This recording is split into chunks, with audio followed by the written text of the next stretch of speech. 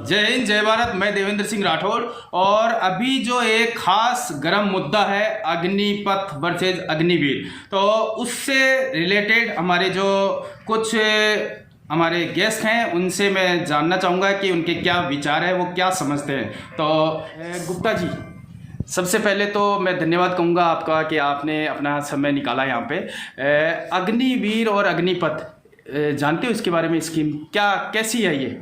नहीं, ऐसा है, अगर ये 4 साल की सर्विस के बाद में है, हाँ, अगर जो आप इसमें दिया जा रहा है, हाँ, वो बातें रखी जाती हैं बिल्कुल, और ये खरी होती है, तब तो है सही। बिल्कुल सर, आपने इसके बारे में इसका मतलब पूरा समझा नहीं है। आप इसे समझिए ये और उसके बाद कीजिए। जैसे लोग कह रहे हैं अच्छी नहीं है, अच्छी नहीं है, तब आप कह रहे हो अच्छी नहीं, तो मतलब गवर्नमेंट स्कीम निकालती है, अच्छी ही निकालती है। बिल्कुल। बाकी ये 4 साल वाला जो मैटर है उस चीज़ के लिए ये 4 साल इसलिए किया है सर कि आज का हर बच्चा चाहता है मैं फौज में जाऊं। अब गिने चुने ही फौज में जाएंगे तो उनको तो बेचारों को मौका ही नहीं मिलेगा ना।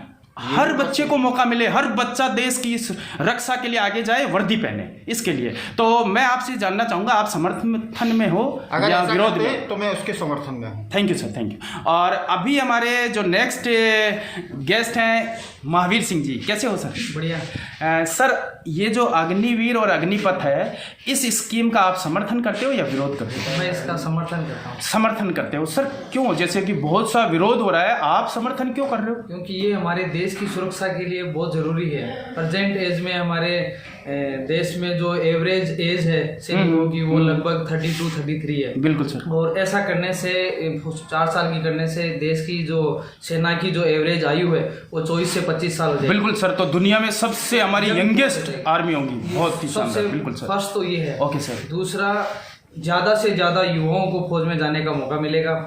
हमारे बच्चों में ज़्यादा जो असंतोष है वो एक ही चीज़ का है कि हम 4 साल बाद क्या करेंगे। तो 4 साल बाद गवर्नमेंट ने बहुत सारी प्लानिंग करी है।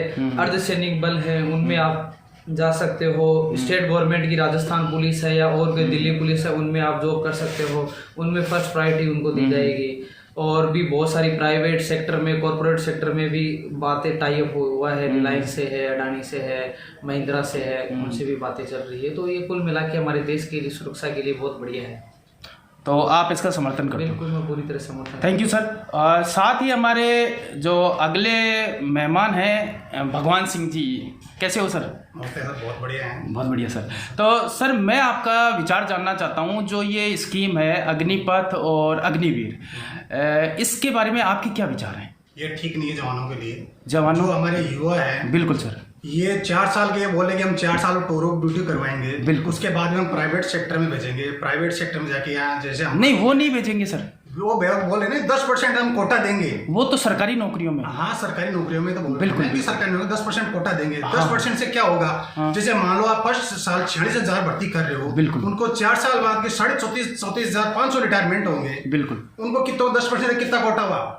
3450। बिल्कुल। बाकी कहाँ जाएंगे? बाकी क्या करेंगे? बिल्कुल। बाकी बोलेंगे प्राइवेट सेक्टर में जाएंगे। बिल्कुल। प्राइवेट सेक्टर में जरूरी है क्या आपकी कि ये कितनी तनख्वाह होगी, क्या होगी? या तो आप अगर ये लागू करना चाहते थे तो जो पहले हमारे जो जवान जिन्होंने एयरफोर्स, आर्मी, जो मेडिकल, फिजिकल और मतलब टोटल पास करके बैठे, जिनको सिर्फ जोनिंग देनी थी, बिल्कुल। सबसे पहले तो उनको जोनिंग देनी थी, फिर उनका जो रिटर्न बाकी आर्मी वाला उनका रिटर्न करवाना था। और आप इसमें पहले कुछ परसेंट लेके आते, आपको टीओडी लागू करनी थी तो कुछ परसेंट लेके आना चाहिए था। 25% लाते, अगर आपके सक्सेस होती थी तो आगे उनको बढ़ाना था।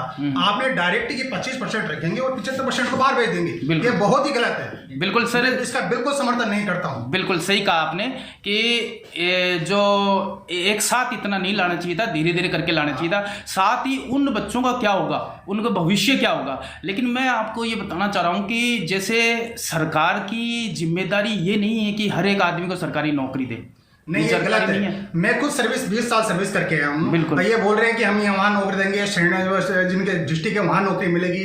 2019 के अंदर एसबीआई की वैकेंसी निकली थी, उसका आज तक कोई आता पता नहीं है। जो ज्यादातर जवान आते हैं वो बाहर से घूमते रहते हैं, जो बोल के पूरी सर्विस करके आए हैं। जो 4 साल सर्विस करके आएगा उनको कौन पूछेगा जल्दी से? बिल्कुल सही कहा। जैसे कि भगवान सिंह जी ने कहा है कि जो ऑलरेडी अभी भी तो आ रहे हैं, अभी भी तो जॉब छोड़कर कई रिटायर होके आ रहे हैं, जो 35 साल की उम्र में, 33 साल 34 साल की उम्र में जो आ रहे हैं सोल्जर हमारे, 15 साल 16 साल करके, उनका भविष्य क्या है? वो भी तो, उनको क्या पूरी नौकरियां मिल पा रही है? क्या वो वहाँ से आ रहे हैं? बिल्कुल सर, मैं आपका बात का बिल्कुल सही है, आप जो भी विचार रख रहे हैं आपकी तरफ से बिल्कुल सही है, क्योंकि जितने भी सोल्जर्स आते हैं क्या उन सबको नौकरियां मिलती है? नहीं मिलती है। वो बहुत से ऐसे सोल्जर्स भी हैं जो कि बैंकों के बाहर सिक्योरिटी गार्ड में, प्राइवेट सिक्योरिटी गार्ड के अंदर नौकरी करते हैं और वहाँ उनका शोषण किया जाता है। तो बिल्कुल एक तरीके से आप जो कह रहे हैं बिल्कुल सही है सर।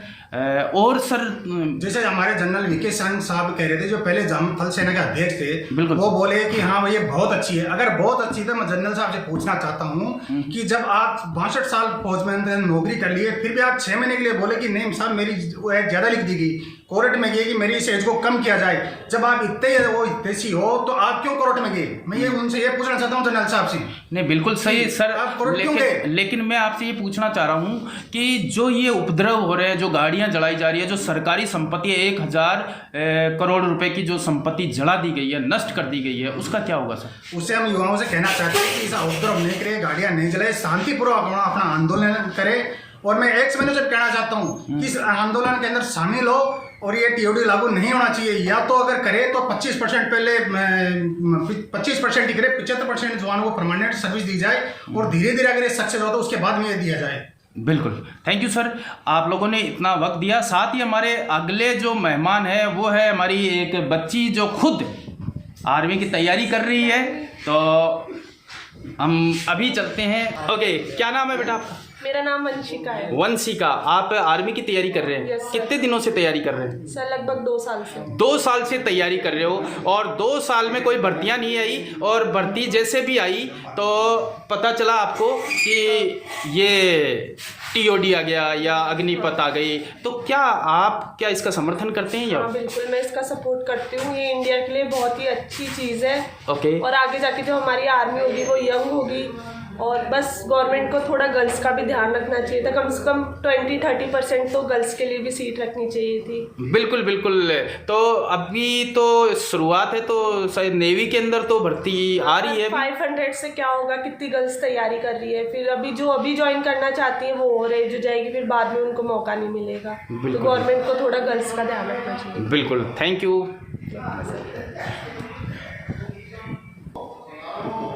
तो दोस्तों, आपने देखा कि जो हमारे गेस्ट थे उनके अलग अलग विचार थे, सभी कुछ समर्थन में थे और कुछ विरोध में थे।